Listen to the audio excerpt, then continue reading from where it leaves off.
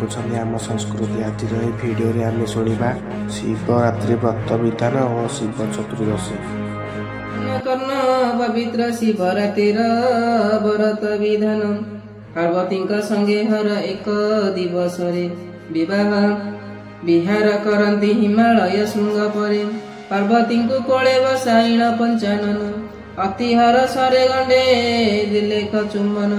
पार्वती बोलती जोग तप आचरिण बहु कष्ट पाई देव पंचानन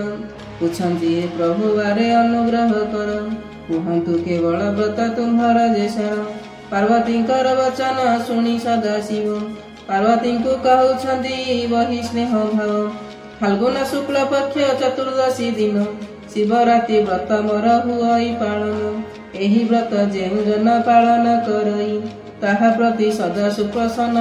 थाए मुहि जेउ नर सेही दिन नाम मो धरिण पवित्र नदी जल रे करिण स्नान उपवासी होई रही थाई सारा दिन भक्ति रे करई जेहु मो व्रत पालन हरिहरंक मंदिर नुह भिन्न भिन्न मन ध्यान देई जेहु पढ़ई पुराण शुक्ल वसन पिंधिण शुचिमंत होई बोलिंग सम्मुखे जेहु प्रवेशी जाई पूजा द्रव्य जहा थिव संगे नेई थिव धूप दीप कर्पूर जे बिल्ल दल थिव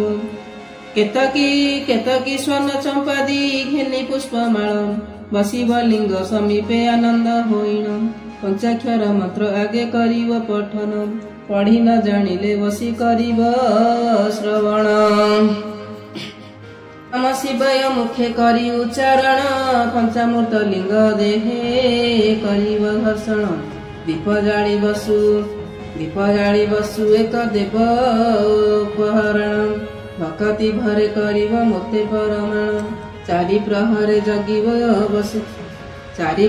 जगिण बसी थिव तही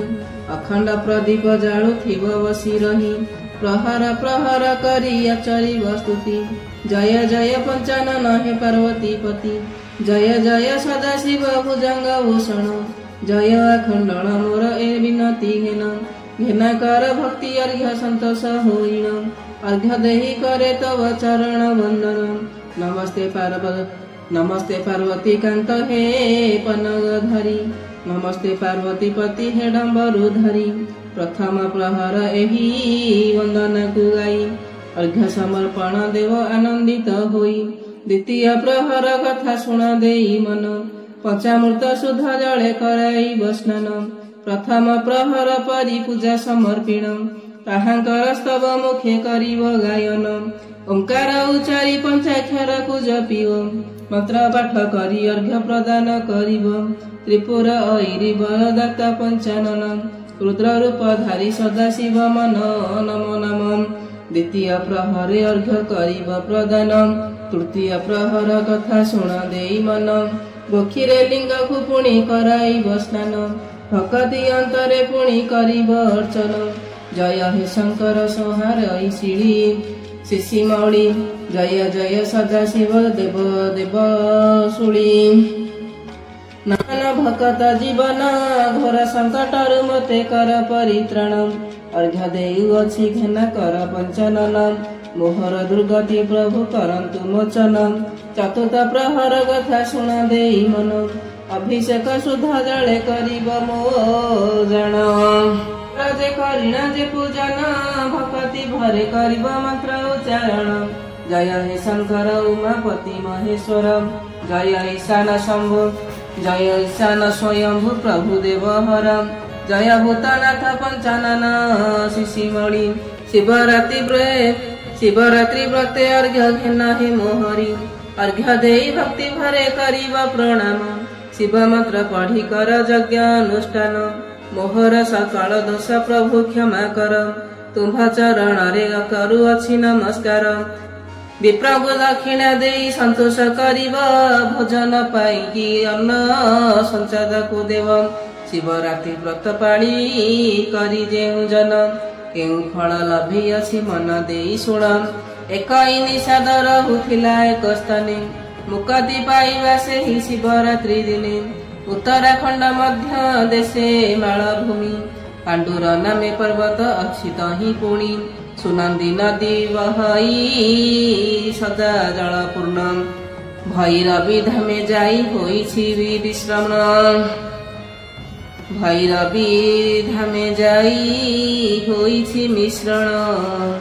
किरात पलिए कई अछई सेहि स्थान साधल नामे किरात मुख्य बोली जाल नाना जीव जंतु बध करी वीरवर सर्वदा करई पशु पक्षी को आहार पथिंक ठारू धन नियई हरिण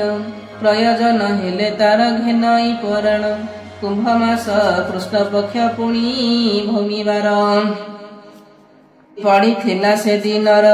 कुंभ राशि शतभिषा नक्षत्र दिवस वृष्टिकरण